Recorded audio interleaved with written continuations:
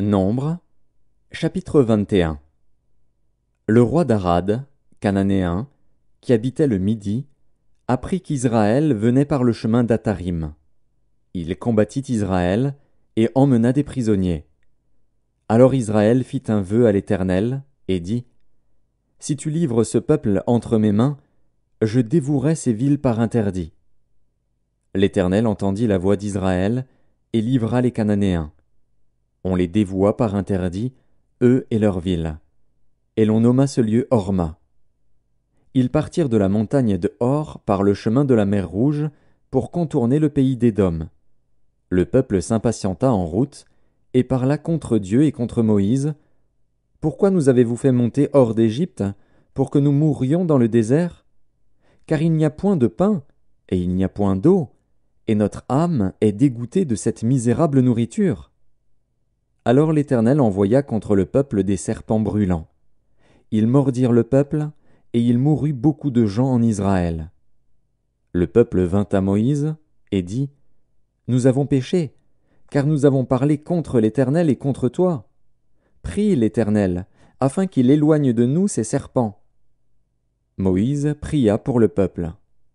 L'Éternel dit à Moïse : Fais-toi un serpent brûlant, et place-le sur une perche. Quiconque aura été mordu et le regardera conservera la vie. Moïse fit un serpent d'airain et le plaça sur une perche. Et quiconque avait été mordu par un serpent et regardait le serpent d'airain conservait la vie. Les enfants d'Israël partirent et ils campèrent à Oboth. Ils partirent d'Oboth et ils campèrent à Ijé-Abarim, dans le désert qui est vis-à-vis de Moab, vers le soleil levant. De là ils partirent, et ils campèrent dans la vallée de Zéred.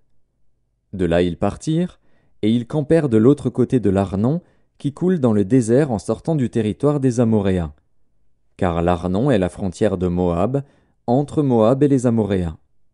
C'est pourquoi il est dit dans le livre des guerres de l'Éternel : Vaed, en Supha, et les torrents de l'Arnon, et le cours des torrents, qui s'étend du côté d'Ar et touche à la frontière de Moab. De là, ils allèrent à Bir. C'est ce Bir où l'Éternel dit à Moïse : Rassemble le peuple, et je leur donnerai de l'eau. Alors Israël chanta ce cantique : Monte, puis, chantez en son honneur. Puis, que des princes ont creusé, que les grands du peuple ont creusé, avec le sceptre, avec leurs bâtons. Du désert ils allèrent à Matana, de Matana à Naaliel, de Naaliel à Bamoth, de Bamoth à la vallée qui est dans le territoire de Moab, au sommet du Pisga, en regard du désert. Israël envoya des messagers à Sion, roi des Amoréens, pour lui dire : Laisse-moi passer par ton pays. Nous n'entrerons ni dans les champs, ni dans les vignes, et nous ne boirons pas l'eau des puits. Nous suivrons la route royale jusqu'à ce que nous ayons franchi ton territoire. Si on n'accorda point à Israël le passage sur son territoire, il rassembla tout son peuple et sortit à la rencontre d'Israël dans le désert. Il vint à Jahatz et combattit Israël. Israël le frappa du tranchant de l'épée et s'empara de son pays depuis l'Arnon jusqu'au Jabbok, jusqu'à la frontière des enfants d'Ammon, car la frontière des enfants d'Ammon était fortifiée.